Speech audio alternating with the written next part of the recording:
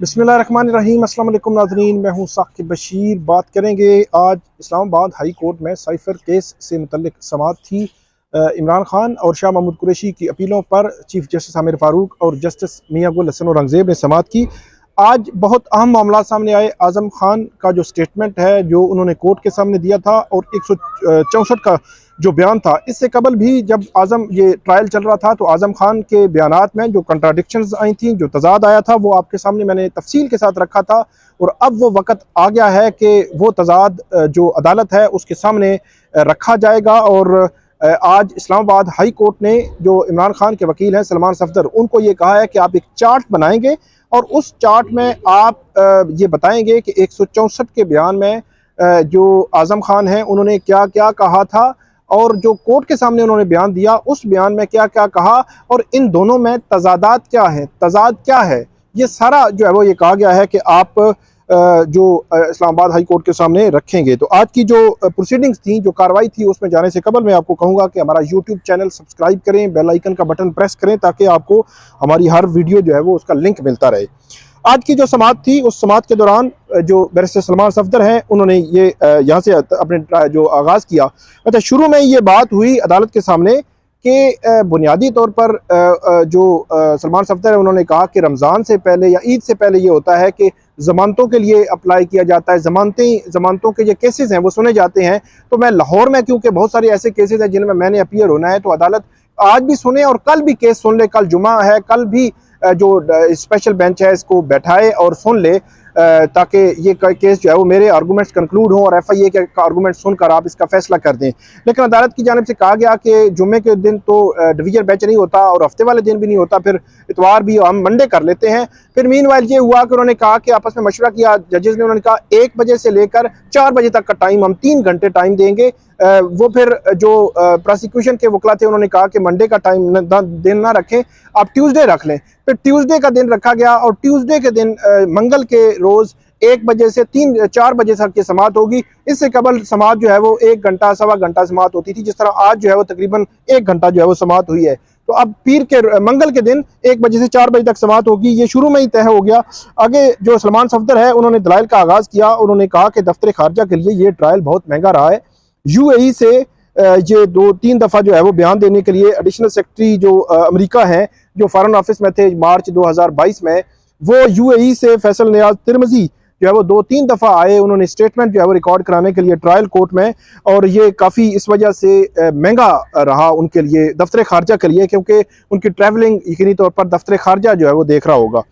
उसके बाद सलमान सफदर जो है उन्होंने जो अमरीकी नाज़िमुल उमूर थी अंजीला मर्कल, उनका जो एक स्टेटमेंट था, उनका स्टेटमेंट नहीं था बल्कि जो खत किताबत थी फैसल नियाज तिरमिज़ी के साथ एक व्हाट्सएप मैसेज के ज़रिए, जो व्हाट्सएप मैसेज उस अमरीकी नाज़िमुल उमूर ने जो किया था फैसल नियाज तिरमिज़ी को, उससे मुतल्लिक़ कहा। और उन्होंने ये कहा कि जो अमरीकी नाज़िमुल उमूर हैं उनका ना तो बयान लिया गया है और ना ही उनका व्हाट्सएप का जो मैसेज था उसको अदालती रिकॉर्ड का हिस्सा जो है वो बनाया गया है। यहाँ पे अदालत ने ये एक पॉइंट आउट की चीज़ कि क्या सफ़ीर जो होता है किसी भी दूसरे मुल्क का, उसको यहाँ अदालत में बुलाकर उसका बयान जो है वो रिकॉर्ड किया जा सकता है। यहाँ सलमान सफदर जो है उन्होंने एक और बात भी की कि जो इमरान खान ने मार्च 28, 2022 का जो जलसा था परेड ग्राउंड में, उसमें जो लहराया था वो पहले ये कहा जा रहा था वो साइफर था या मुख्तलिफ जो इसमें बयानात आ रहे हैं गवाहों के, उसमें मुख्तलिफ तरीके से उसको अल्फाज मुख्तलिफ थे। इसमें उन्होंने उसको जो है वो लहराने से तशबीह दी। तो उन्होंने कहा कि इस पर अदालत जो है फोकस रखे कि उन्होंने उसको साइफर नहीं कहा बल्कि एक कागज़ जिस तरह लहराया जाता है तो उसको लहराने से जो है वो तशबीह दी कि जो उनकी अमरीकी नाज़िमुल उमूर के साथ व्हाट्सएप के ज़रिए एक चैट हुई, वो चैट अगरचे रिकॉर्ड पे नहीं है लेकिन उसके हवाले से उनका बयान जो है वो मौजूद है। उसके बाद ये भी अदालत के सामने रखा गया कि असद मजीद जो इसमें जो अमेरिका में पाकिस्तान के जो है वो सफ़ीर थे, जिनकी मुलाकात डोनाल्ड लू से हुई थी, उसके बाद पाकिस्तान में साइफर भेजा गया, उसके बाद यहाँ पे वो आए और जो नेशनल सिक्योरिटी कमेटी की जो मीटिंग थी उनमें वो आते रहे और ब्रीफ करते रहे। उसके हवाले से अदालत में उन्होंने कहा कि असद मजीद का ये बयान है कि उन्होंने नेशनल सिक्योरिटी कमेटी की मीटिंग में कहा कि डोनाल्ड लू की बात पर स्ट्रांग डिमांड जो है वो किया जाए। तो इस पर वो अदालत को ला रहे थे कि उसके बाद आगे चलकर अदालत के सामने ये भी आया और जस्टिस मियां गुल हसन औरंगजेब ने ये रिमार्क्स दिए कि ये असद मजीद वो हैं कि जो साइफर के एक्चुअल जो कंटेंट था उससे आगाह थे, मतलब इनको पता था क्योंकि डोनाल्ड लू इनके साथ ही मिले थे। अगर ये जो है वो कह रहे हैं कि स्ट्रांग डिमांड जो है वो किया जाए अमेरिका को, तो ये जो है वो उसकी अफादियत आप ये है वो ज्यादा बन जाती है।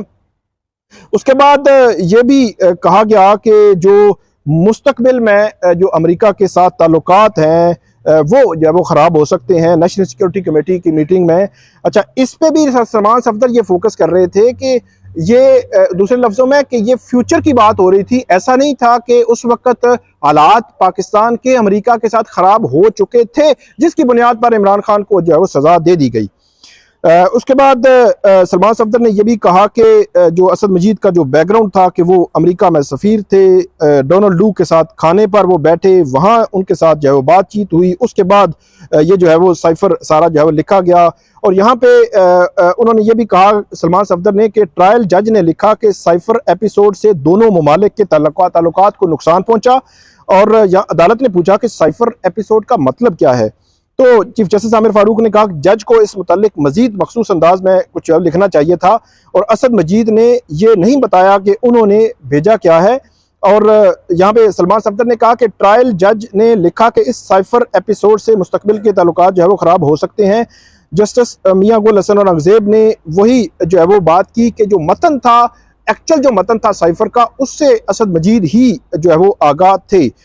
उसके बाद सलमान सफदर ने कहा कि दफ्तर खारजा के लिए वो जो बात की कि ये जो ट्रायल के हवाले से जो लोग आ रहे थे इसमें बयान देने के लिए कि जो महंगा तरीन ट्रायल, उन्होंने कहा यहाँ पे जस्टिस मियां गुल हसन औरंगजेब ने एक तंजिया बात की। जब जो सलमान सफदर थे उन्होंने कहा कि इस सारे केस में ये ऐसे लगता है कि डोनाल्ड लू और जो अमरीकी नाज़िमुल अमूर हैं उनका एक व्हाट्सएप मैसेज, इसकी बुनियाद पर इन्होंने एक साबिक वज़ीर आज़म को जेल में डाल दिया कि जिसका कोई सबूत नहीं है, केस प्रूव नहीं कर सके, लेकिन एक साबिक वज़ीर आज़म को सिर्फ इन दो शख्सियात के वजह से जेल में डाल दिया। तो यहाँ पर तंजिया अंदाज में जस्टिस मियां गुल हसन औरंगजेब ने कहा पाकिस्तान में अगर कोई कहे कि पाक ईरान गैस पाइपलाइन बना दो तो क्या जेल में डाल देंगे और FIR तो कटेगी ना।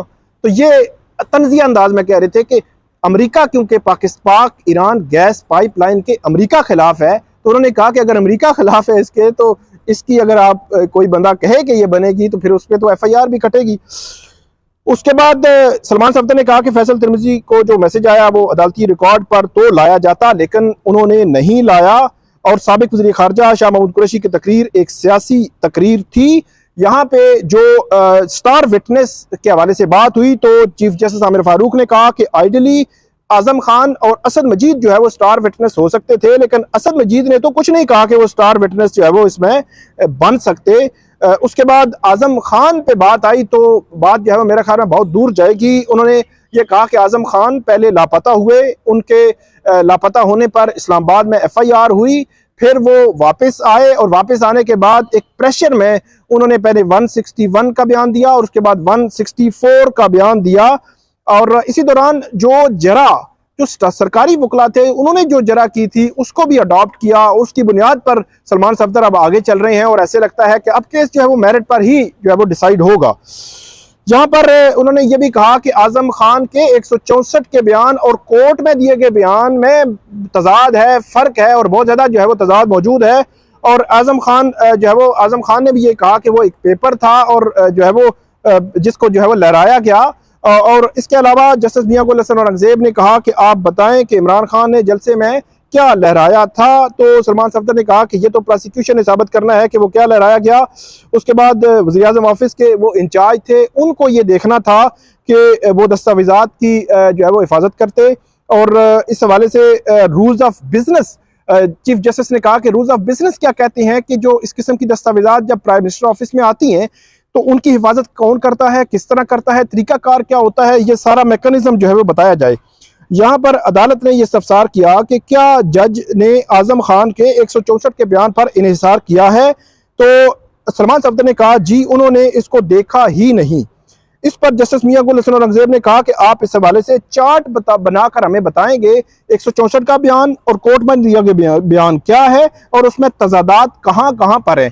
ये एक वीडियो जो है मैंने की थी जिस वक्त आजम खान का बयान आया था सामने, तो उस वक्त तजादात सामने आए थे, बहुत ज्यादा तजादात हैं 164 के बयान में और 100 जो कोर्ट के सामने दिया गया बयान है। तो वो तजादात अब मंगल को 2 अप्रैल को जब समाअत होगी तो वो सारे सामने आएंगे, आपको पता चलेगा।